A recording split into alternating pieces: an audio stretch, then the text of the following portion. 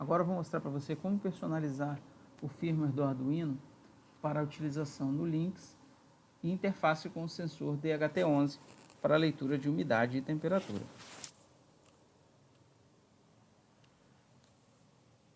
Os periféricos utilizados pelo Lynx, como lá no exemplo original, já existem alguns objetos já prontos que já podem ser utilizados pelo Lynx utilizando as suas funções básicas.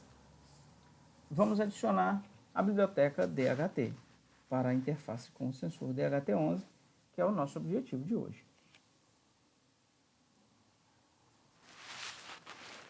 Esta parte de declarações iniciais não vai ser alterada, então os includes das bibliotecas da configuração do Lynx não vão ser alteradas.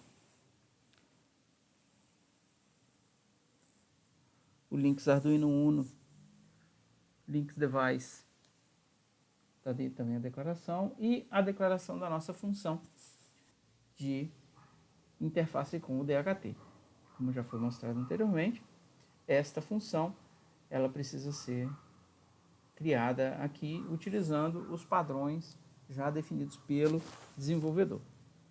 No setup, além da inicialização, será adicionado um comando personalizado, que como nós já vamos ver no exemplo disponibilizado pelo próprio Lynx, o comando para a leitura do DHT é o comando número 2. E o nome da função que será utilizada para a interface com o DHT é a função DHT.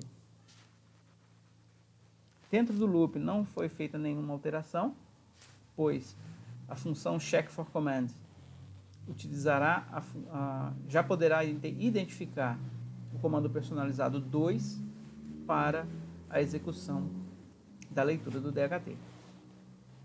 E aqui está a declaração da função DHT. Ela possui a mesma estrutura já apresentada no documento de referência. Ela possui a mesma estrutura apresentada no documento de referência. A única alteração aqui é o nome, que nesta função se chama DHT.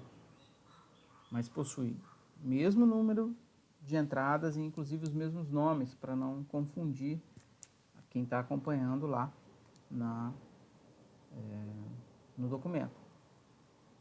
Esses nomes podem ser alterados caso o usuário queira. Este bloco recebe como entrada apenas o número do pino onde o DHT está conectado. Lembrando, o DHT11 é um sensor que ele possui uma interface digital com o Arduino, e essa interface digital é feita com apenas um pino. Então precisamos indicar para o Arduino, através do bloco, qual é o pino que será utilizado. Então, o bloco possui apenas uma entrada. Caso esta função receba mais de um valor de entrada, esta entrada está errada. Então, ele retorna 1, indicando para o LabVIEW que houve um erro na execução deste bloco. Caso a configuração esteja correta, o pino onde o DHT será configurado a partir da entrada, o tipo de sensor será o DHT11, que já está definido aqui.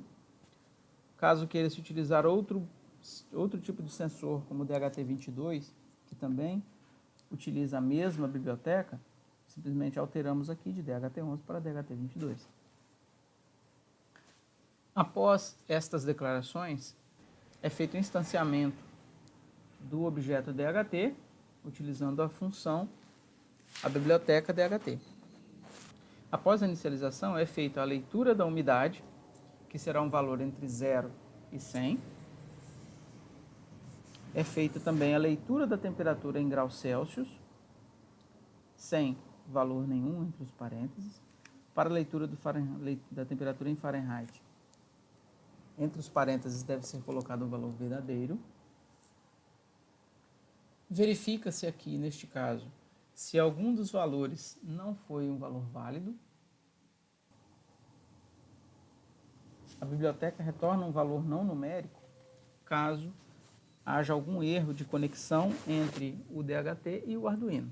Então, com essa verificação, se não é um número de qualquer uma das três leituras, tanto umidade como temperatura em graus Celsius ou temperatura em graus Fahrenheit, se qualquer uma desses aqui não for um número, é retornado um erro para o LabVIEW. Caso os três sejam números, a leitura de temperatura e umidade está correta, é feita também o cálculo da sensação térmica em graus Fahrenheit e também em graus Celsius. E após este cálculo, os valores são montados no vetor de saída. Então, resposta na posição 0 é a umidade, resposta na posição 1, temperatura em graus Celsius, resposta na posição 2, temperatura em Fahrenheit, posição 3, sensação térmica em graus Celsius, posição 4, sensação térmica em graus Fahrenheit. Como o nosso vetor tem 5 posições, o número de bytes na resposta é 5 e a função retorna 0, indicando que não houve nenhum erro na execução deste programa. Após esta configuração, podemos gravar isso no Arduino.